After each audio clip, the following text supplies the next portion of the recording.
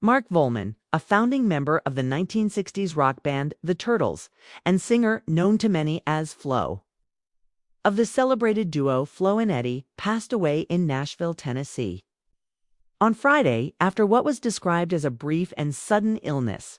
He was 78 years old, and his passing marked the end of a remarkable journey that had spanned decades of music, laughter, experimentation, and reinvention.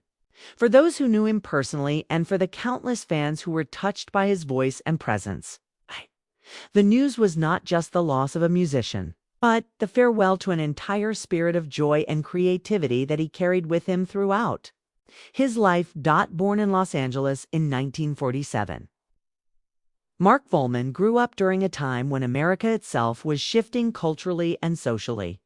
Music was not just entertainment in those years.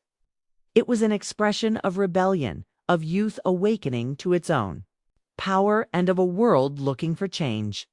Los Angeles, in particular, was a city where sounds were constantly colliding.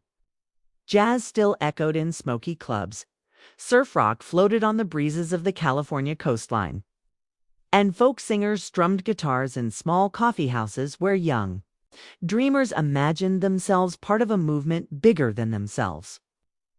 Into this mix was born Volman, a boy with an ear for melody, a voice that could weave through harmonies, and a heart that was already tuned to the frequencies of song.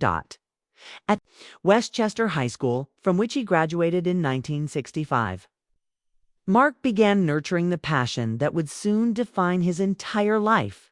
He wasn't just another teenager who liked music. He was someone who lived inside of it. Someone who felt songs as deeply as most people feel their own heartbeat. Alongside classmates who shared similar interests, he began performing locally, experimenting with harmonies and arrangements, and honing his ability to stand out not only as a singer but as a performer who carried presence and charisma. It was during this period that he met Howard Kaylan, who would become both his musical partner and one of the most important figures in his journey. Together with lead guitarist Al Nickel, rhythm guitarist Jim Tucker, bassist Chuck Ports, and drummer Don Murray, Volman and Kaylan formed a band that would soon become iconic. They first called themselves the Night Riders before changing the name to the Crossfires. And eventually, with a nod to the musical currents of the time and a growing desire to capture something timeless, they settled on calling themselves the Turtles. The name fit perfectly. It was whimsical, yet grounded, playful, yet enduring, and it came to symbolize a band that would both embody and transcend the psychedelic energy of the late 1960s. The Turtles were more than just another band in the crowded scene of the 1960s, with their knack for pop melodies, lush harmonies, and the kind of upbeat spirit that resonated with both teenagers and adults. They began carving out a space for themselves in a competitive industry. Their breakthrough came with their cover of Bob Dylan's "It Ain't Me, Babe," which reached the charts in 1965 and marked them as a band to watch. Unlike Dylan's own stark and biting delivery, the Turtles infused the song with a brightness and vocal interplay that made it uniquely theirs, a blend of sincerity and pop accessibility that appealed to a wide audience. Then came the hits that would secure their place in music history. Songs like Eleanor and, of course, Happy Together became instant classics.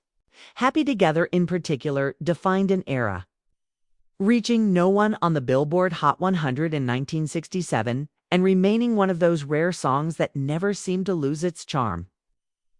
No matter how many times it was played on the radio, Volman's role as a vocalist and harmony singer was essential to the song's magic.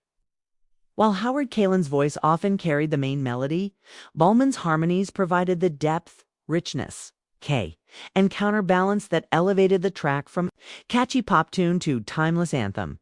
The Turtles' music captured the essence of what so many people were yearning for during the turbulent 1960s: joy, connection, and the belief, however fleeting, that happiness was within reach. While war, political unrest, and cultural upheaval dominated the headlines, a song like Happy Together felt like a gift, a reminder that love and unity were possible, if only in the length of a 3-minute song. Volman's laughter-filled performances and his ability to pour warmth into every harmony became part of that gift. But as with so many bands of that era, the Turtles' story was not destined to last forever. By 1970, the group had broken up, their members heading in different directions amid the changes in the music industry and the inevitable frictions that arise within creative collectives. For many musicians, such a moment would have spelled the end of their careers. But for Mark Volman and Howard Kalin, it was only the beginning of something new. The duo reinvented themselves as Flo and Eddie, adopting playful stage personas that allowed them to experiment freely with humor, satire, and collaboration. Their quirky energy and willingness to push boundaries caught the attention of none other than Frank Zappa, who invited them to join his band, the Mothers of Invention. Touring with Zappa was an education in itself. Zappa was a visionary, constantly blending genres, deconstructing traditions, and demanding that those around him embrace both discipline and wildness. For Volman, this was an opportunity to grow beyond the pop harmonies of the Turtles and to immerse himself in a world where rock, jazz, classical, and avant-garde collided. Flo and Eddie also became go-to collaborators for other artists. Their harmonies and backing vocals can be heard on T-Rex's iconic Bang a Gong, Get It On, a track that helped define glam rock in the 1970s. They lent their voices to Bruce Springsteen's Hungry Heart, adding depth to a song that would become one of Springsteen's first major hits. Their work stretched across genres and generations, proving that Volman was not just a pop singer tied to one era, but a versatile artist who could adapt, contribute, and thrive in ever-changing landscapes. Their contributions weren't limited to rock albums either. Flo and Eddie explored television and children's programming, providing music for the beloved Strawberry Shortcake series. It was a testament to Volman's range that he could move from the complexities of Zappa's compositions to the innocence of a children's show without losing any of his authenticity.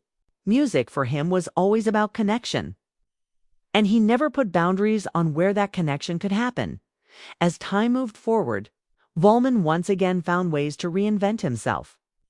In his late 40s, after years of touring and recording, he made the decision to return to school. Many would have rested on their laurels, content with the legacy of hit records and memorable performances. But Volman was never one to stop learning. At Loyola Marymount University, he pursued his bachelor's degree, which he completed in 1997.